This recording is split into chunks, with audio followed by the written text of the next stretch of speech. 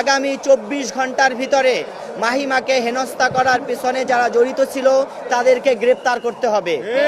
যদি রাষ্ট্র এবং প্রশাসন তাদের গ্রেপ্তার করতে ব্যর্থ হয় তাহলে আমরা দেখব কিভাবে তাদেরকে গ্রেপ্তার করাতে হয়।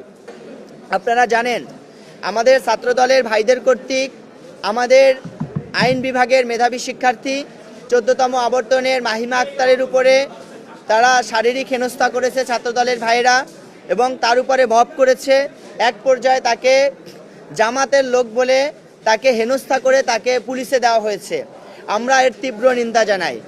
আমরা বিশ্ববিদ্যালয় প্রশাসন এবং রাষ্ট্রের কাছে আপনাদের মাধ্যমে স্পষ্ট বার্তা দিতে চাই, আগামী 24 ঘন্টার ভিতরে মাহিমাকে হেনস্থা করার পেছনে যারা জড়িত ছিল তাদেরকে গ্রেপ্তার করতে হবে।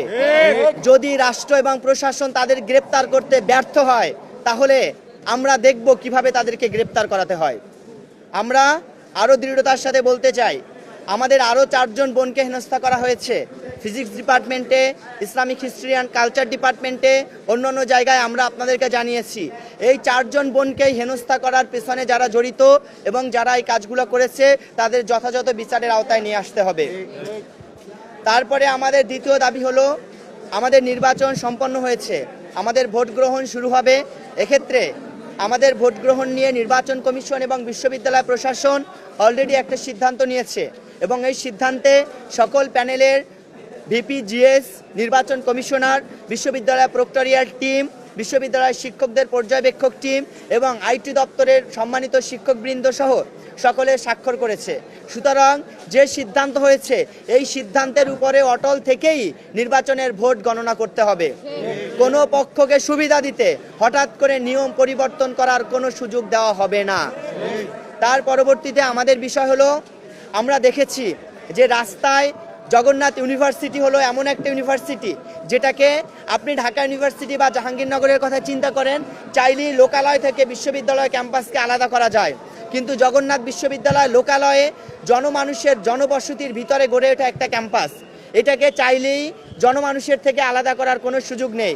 এখানে বিশ্ববিদ্যালয়ের পাশ দিয়ে হেঁটে যাওয়া সাধারণ পথচারীদেরকে ছাত্রদলের ভাইরা জামাত ইসলামী ট্যাগ দিয়ে যে সন্ত্রাসী কায়দায় তাদের উপরে হামলা করেছে এবং যে সকল পথচারীরা এতে ক্ষতিগ্রস্ত হয়েছে তাদের বিচার নিশ্চিত করতে হবে।